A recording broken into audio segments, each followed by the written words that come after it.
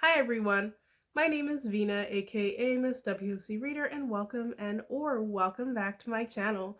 So today I wanted to talk about my 2023 reading goals. So I really did a terrible job last year and kind of abandoned my reading goals by April because I just realized I wasn't following them whatsoever.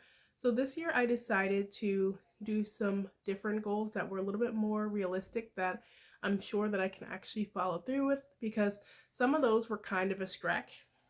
So my first reading goal for 2023 is to take on less arcs. So for the past few years, 90% or more of my reads have been arcs.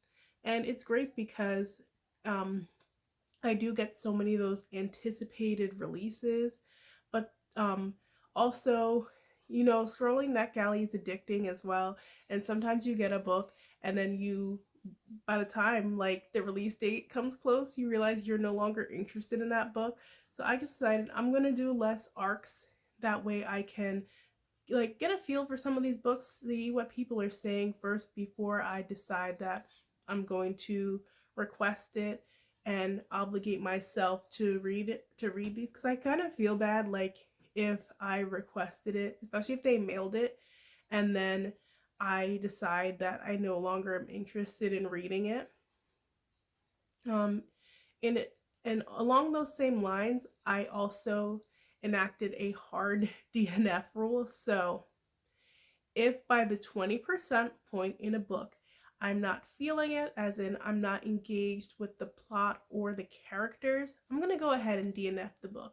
Because I feel like 20% is a good amount of time to get to know the story. Like, you kind of know the plot, or you should at least start knowing the plot by then.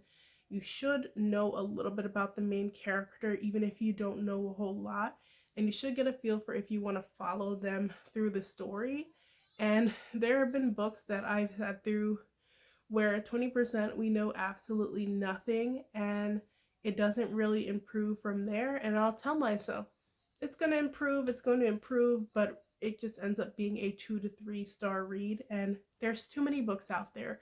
What I'm trying to eliminate this year is so many 3 star reads. Because those 3 star reads are like, it was okay, it wasn't great, I don't have strong feelings about this book. I'll probably forget that I read it in a couple of weeks. And I didn't enjoy having so many of those books last year. Like, I really, when I sat down and did my best and worst video, I had to go through and I'm like, did I even read that book? Like, what happened in that book?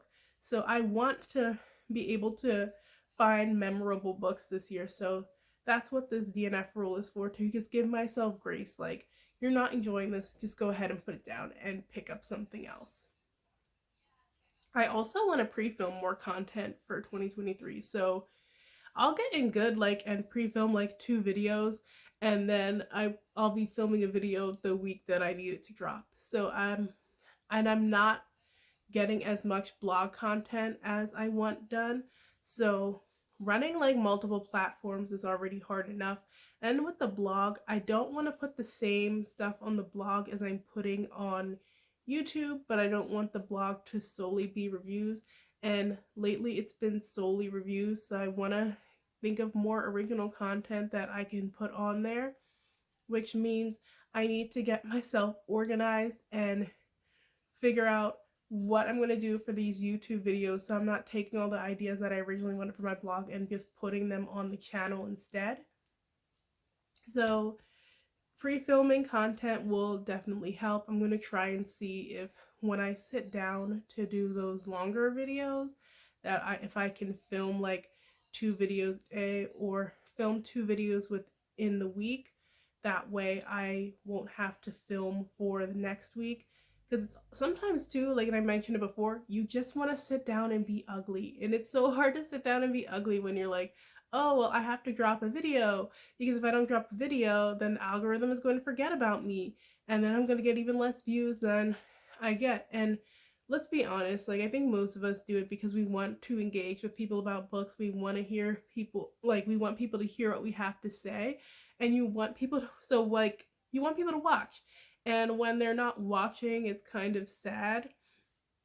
And the way the algorithm is set up, it really does not favor black creators and it favors popular books, which I actually decided I'm going to read less popular books this year. I mean, I already feel like I don't read a lot of popular books to begin with, but I'm definitely not going to read like some of the super hyped books that I know I'm probably not going to like.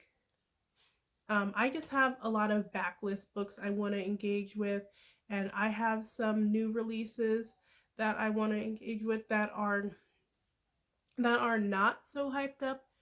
I feel like the hype books always disappoint me whenever I pick them up. They're like, I never understand why people enjoy them. I'll be like, this book's plot was amateur. I'm like, the writing style wasn't that good. And I just find myself confused because I'm like, even like the sentence structure of some of these stories will just be really bad. I'm like, will have continuity errors.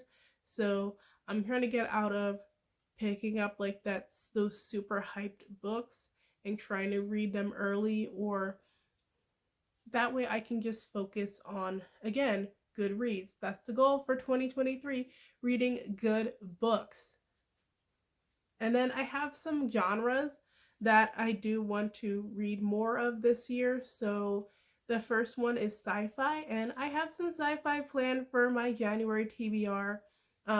I definitely want to read more sci-fi by non-white authors, specifically, as I do with most of my reads on this channel, but it's been hard. I feel like sci-fi is my hardest genre to really get into because either it's too wordy and there's too much science, or like it's too dense and I'm struggling to follow the narrative.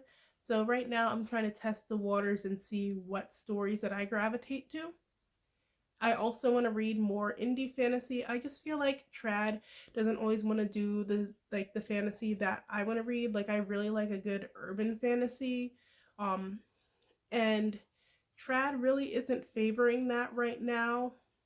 Like, a lot of the fantasies that I'll pick up are like epic fantasy, or like, especially for Black authors, they want these fantasies that, like, if they're not African inspired, they have to be heavily contemporary to the point where contemporary aspects outweigh the magic aspects. And I like a little bit more magic in my stories than what some of these fantasies have been trying to give me. Like, I don't want like us to mainly rely on the real world issues.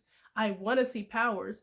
So I found that when I did pick up some of the indie fantasy, I was getting more of that and it was a lot more enjoyable to me. And I feel like with like the indie stuff, you're more likely to find things that are actually fun.